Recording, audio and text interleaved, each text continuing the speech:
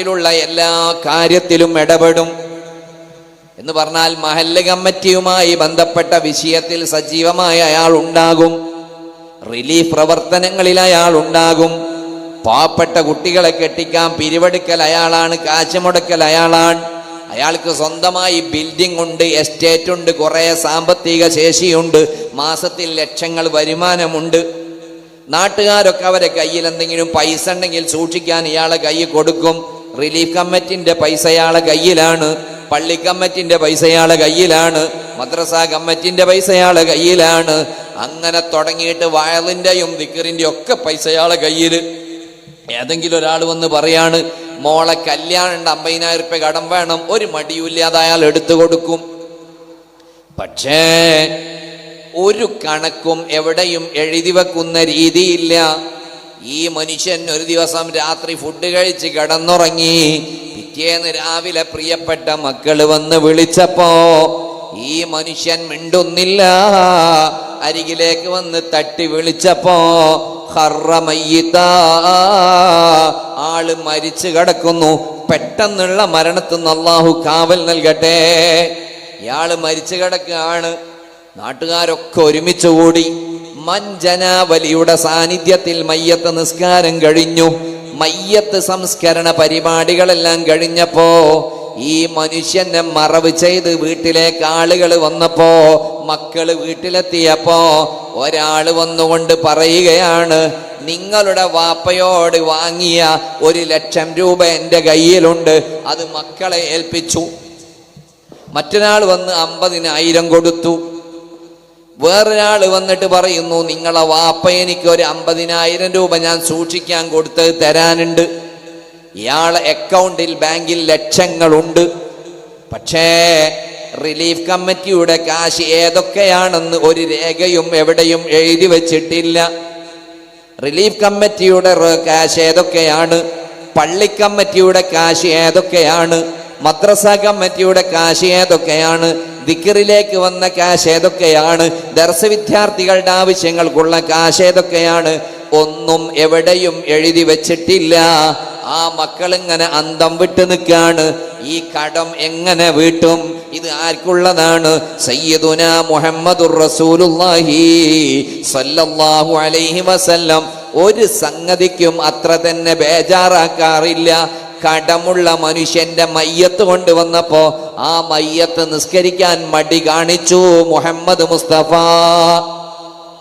സല്ലല്ലാഹു അലൈഹി വസല്ലം. അവസാനം ഒരു സ്വഹാബി ആ കടം ഏറ്റെടുത്തപ്പോഴാണ് നബി സല്ലല്ലാഹു അലൈഹി വസല്ലമ തങ്ങൾ മയ്യത്ത് നിസ്കരിക്കാൻ തയ്യാറായത്.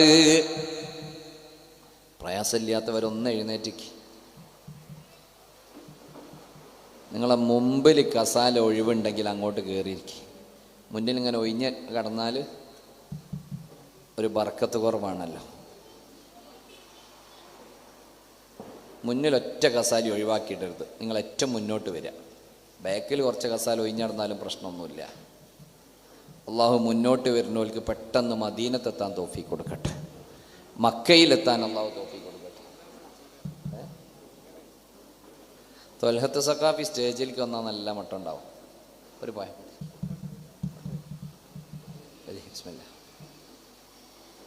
ഇരുന്നോളി. നിങ്ങളെ മുന്നിൽ കസാല ഇല്ല എന്ന് ഉറപ്പ് വരുത്തുക. എന്നിട്ടിരിക്കുക. മുന്നിലൊരു കസാല ഒഴിവുണ്ടെങ്കിൽ അങ്ങോട്ട് കയറിയിരിക്കുക.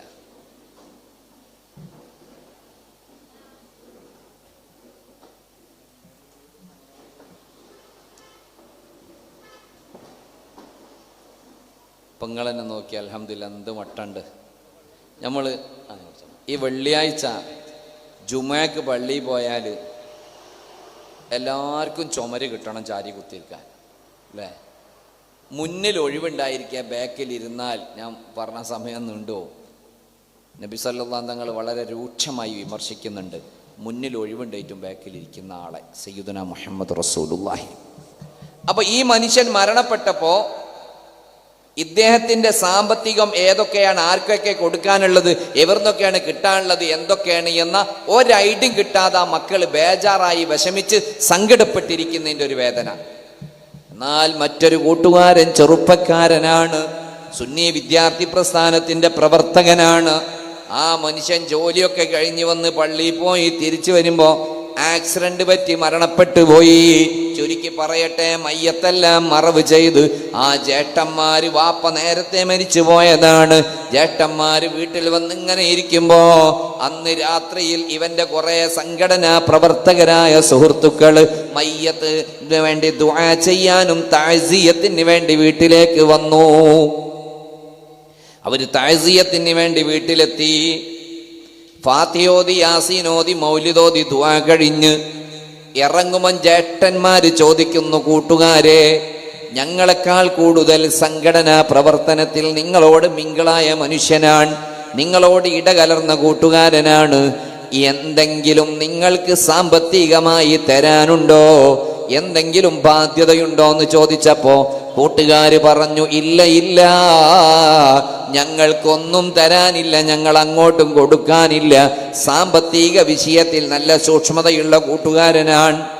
ജേഷ്ഠന്മാര് പറഞ്ഞു, ഞങ്ങൾ ഉപചാരത്തിന് വേണ്ടി നിങ്ങളോട് ചോദിച്ചതാണ്, ഞങ്ങൾക്കറിയാം ഞങ്ങളുടെ പ്രിയപ്പെട്ട അനുജൻ നിങ്ങൾക്കൊന്നും തരാനില്ല എന്ന് ഞങ്ങൾക്കറിയാം. അതെന്താണ് നിങ്ങൾ അങ്ങനെ തീർത്ത് പറയുന്നത് എന്ന് ചോദിച്ചപ്പോ ഒരു കസാര എടുത്ത് മൂപ്പര് കിട്ടുടങ്ങി, ബാക്കിൽ നിന്ന് ഇങ്ങോട്ട് കസാര എടുത്തിട്ട്,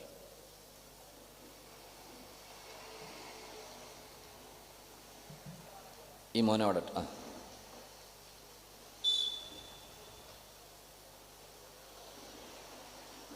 അപ്പോ ഇത്ര ധൈര്യത്തില് ഞങ്ങളുടെ അനുജൻ നിങ്ങളോട് ആരോടും ബാധ്യതയില്ല, ഞങ്ങൾക്ക് ഉറപ്പാന്ന് പറയാൻ കാരണം, ഞങ്ങൾ മയ്യത്തെല്ലാം മറവ് ചെയ്ത് വീട്ടിലേക്ക് വന്നപ്പോ വെറുതെ അവന്റെ റൂമിലേക്കൊന്ന് കയറിയിട്ട് നോക്കിയപ്പം അവന്റെ ഒരു പെട്ടി അവിടെ നിന്ന് ഞങ്ങൾക്ക് കിട്ടി. ആ പെട്ടി തുറന്നപ്പം ആ പെട്ടിയിൽ ഒരു ഡയറി ഉണ്ട്. ആ ഡയറി ഞങ്ങൾ തുറന്നു നോക്കിയപ്പോൾ അത്ഭുതപ്പെട്ടു പോയി.